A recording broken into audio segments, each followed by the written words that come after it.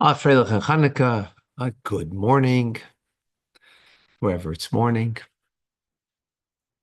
Here the sun didn't rise yet. And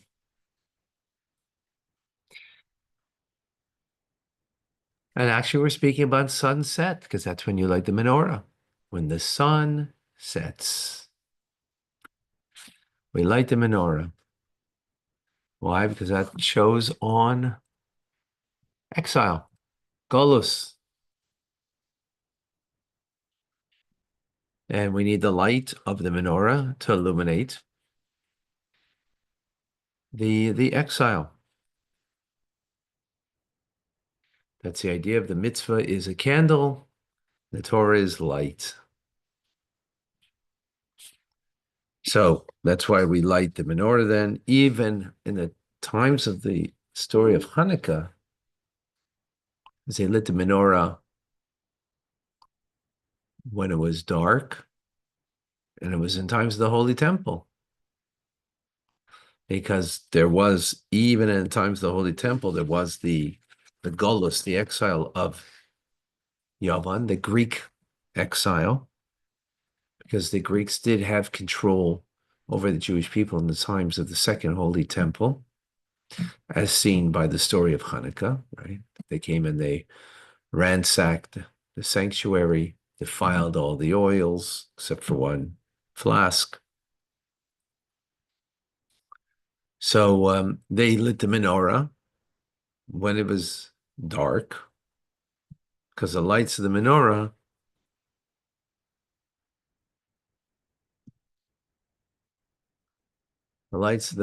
need to affect the general exile golus.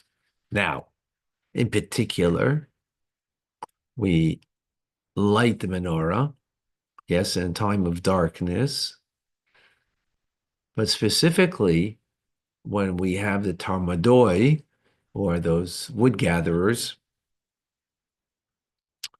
right, until they're destroyed. Literally means when they leave the marketplace. So there's two things: there's tarmadoi and marketplace, and both show on the darkness of exile. Tarmadoi is the same letters as moiredis, which means rebellion. Rebellion against God, meaning doing what we want rather than what God wants from us. And ultimately, we do that because we find ourselves in a marketplace. A marketplace is a public domain. Public domain means there's not oneness there. There's not unity.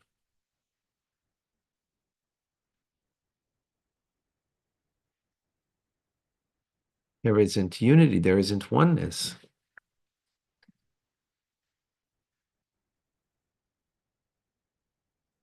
That's why in Shabbos, we're not allowed to carry in the public domain because Shabbos is a time of divine unity that's revealed. Since the divine unity is revealed, carrying in the public domain is a contradiction. We're free of the public domain, if you will.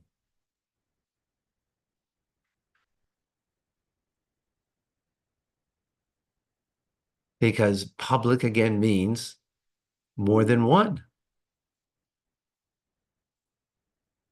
It means there isn't a perfect unity and oneness with God. So we have to um, destroy that sense of duplicity, multiplicity, lack of unity and oneness that the public domain represents. Of course, this is metaphorically. Don't go out in the marketplace and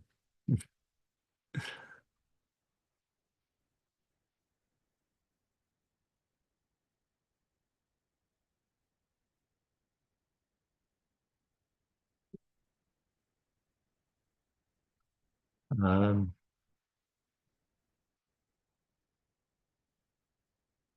well, Ted, I don't know if that's your name. Um,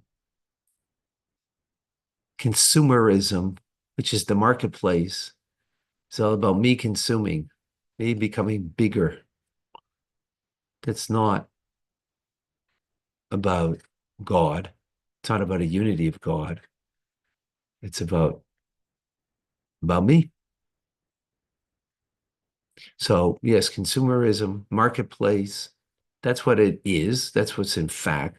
That doesn't mean you shouldn't go out to shop, right? It just, that's the concept of it, and we shouldn't get lost by it. If you don't feel at home in the marketplace, hopefully you feel at home in your home. That's a private domain. Now, again, this is all a metaphor. So when you're in the marketplace, when we have this awareness that allows us to not get caught up in consumerism, not get caught up in feeling the outside world um, is your real world. And again, we're using this all as a metaphor to appreciate.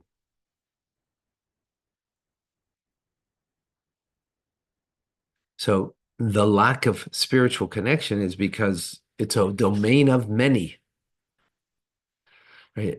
Public domain and marketplace in Hebrew, it's Rishus Rabbi, means a domain of many, like many gods. And you find that there's the god of money, there's the god of fashion, there's the god of power. That's what the public domain, the marketplace, again, metaphorically represents. Now, the point of this is, of course, that in such a domain, what are we trying to do? So the first level of the lights of the menorah is to, and the term of the Talmud. So what we're doing is taking the teachings of the Talmud from our sages from 1500, 2000 years ago, and we're just explaining it on a mystical, deeper level. So it says, Adekalia Riga de Tamrido, until you destroy this, right? So the lights of the menorah ultimately to take those forces of klipa, of the shell, that cover over on the divine, of the rebellion and the the the domain of many, and to nullify and destroy it. That's the first level. The second level is actually not to destroy it, but the word kalia has a like a double meaning to it. It means to destroy, but it also means to kalais nefesh, to have a level of yearning that your soul is ready to expire in the love of God. In other words, to take those negative forces that we just spoke about, of rebellion, of the external force, outside force, the domain of many, right? Meaning the public arena, and bring it that wants to connect to God, not to nullify it, but reunite it with God. So this is what, according to this higher level, is what the lights of the menorah on Hanukkah are accomplishing.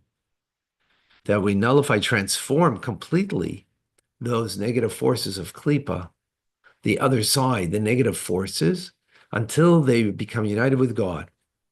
Wow, very powerful. And that should become really united with God. It's even a greater revelation of godliness, because the greatest light comes from a transformational form of darkness. which parallels the Baal Tshuva, the returnee to God, as opposed to the righteous, that the one who is distant from God and returns to God, the Baal Tshuva is called, the repentant, has a greater thirst for God than the righteous, because the righteous are not coming from a place of darkness. They're coming from a place of light. But the Baal Tshuva, the returnee, the penitent, the one who is in a place of darkness, that creates a greater thirst, a greater thrust to come closer to God. So they even become greater.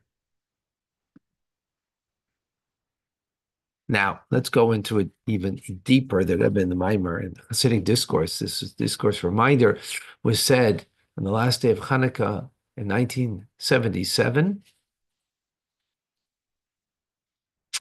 So the revelation of godliness, it is accomplished through the transformation of the Tarmadoi, right, of those wood choppers, not wood choppers, actually, sorry, wood gatherers, right?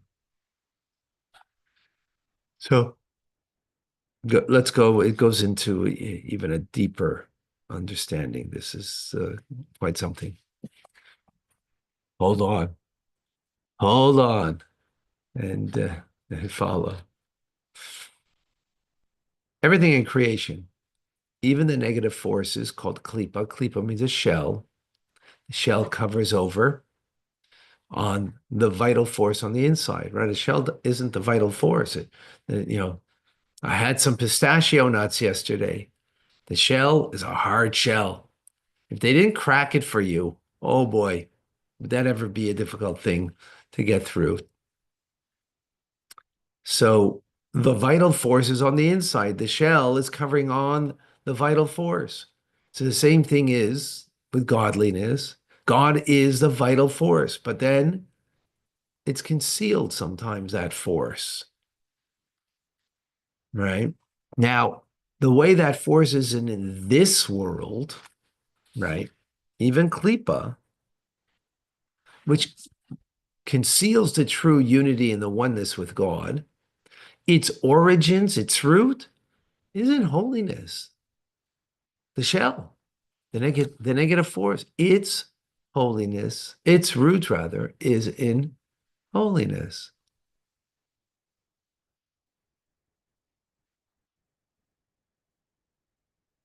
Hmm. Good morning from Atlanta. All right. My daughter's here from Atlanta.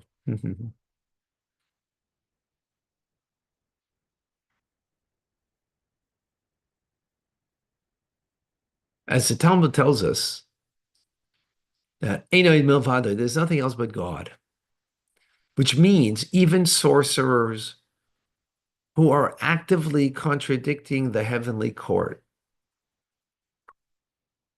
right? Their source is in the divine above. Hold on, so.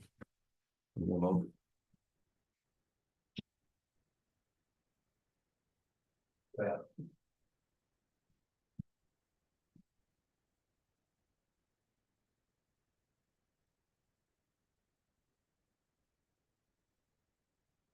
Alert for a few moments.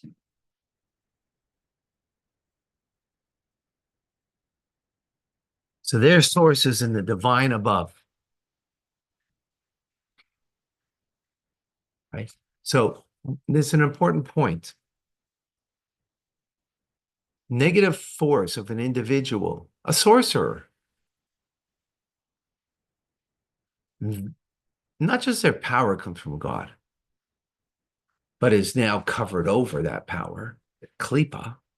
But the way they're rooted, their source above is completely holy. Because everything is from God, all vital forces, and the way it comes from God in its original state is in a holy state. Then how's that person a sorcerer down here, denying the unity and the oneness of God? Because the there's a tremendous number of steps until that vital force comes down into the individual here and is brought into a transformative jump, if you will, of the vital force that comes from God in a way that interrupts the original source, reduces it, screens it out, shatters it in a similar way that you can't even recognize its original source in the divine. And hence comes out on this side someone who is denying the unity and the oneness of God as in a sorcerer, right? Now, what does that mean over here in our discussion? So similarly, as we've been explaining, the sun sets, that is a concept of darkness, which means golus, exile. Presence of God is not revealed. The marketplace, as we explained, is a domain of many, which means the opposite of presence of God, of the unity and the oneness of God. One God, marketplace, represents many gods, as we said, like the god of money, the god of power, the god of fame. The Greeks had different names for them. They had Zeus, they had, you name it, but that's what it represented. And the Tarmadoi, the wood gatherers,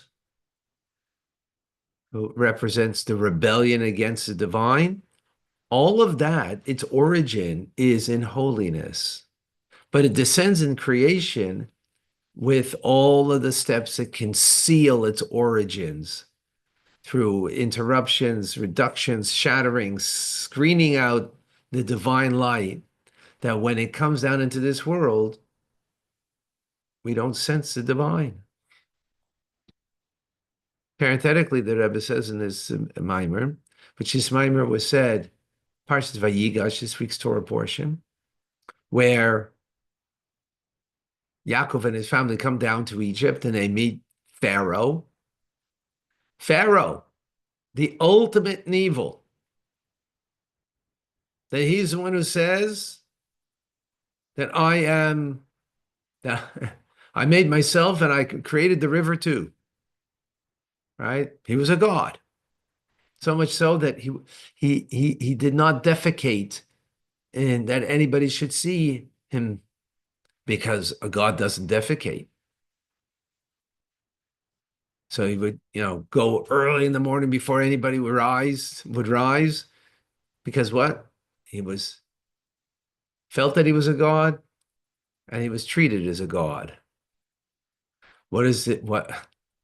His source above a pharaoh? The words pharaoh also means the lights that are uncovered and revealed. In other words, it's a very powerful light, pharaoh.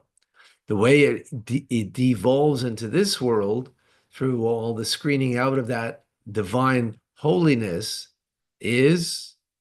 comes down into this world in such a negative way that he feels that he is a god, that I made myself and I made the river too, right?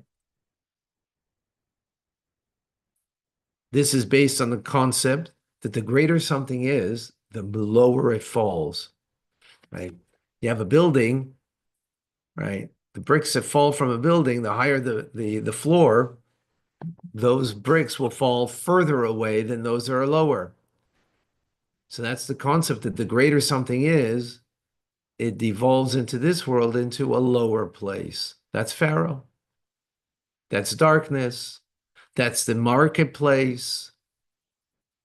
That's the wood gatherers that represent the idea of rebellion. In its root source, it's a much greater place it comes from. That's a very great empowerment to recognize in our lives, which we're going to conclude over here, in our lives, that you're dealing with something that is a very dark place, whether it's within you or within the world that you're around you, that you're dealing with, that its root source comes from a very lofty place. What's in front of you is darkness. What's in front of you is a marketplace of plurality that is denying the oneness of God. Pharaoh in front of you, perhaps even. But when you know that its root source is from a higher place, then your approach to this will be very different. What that approach will be, we'll come back tomorrow. We'll let you know. Thanks, Robin.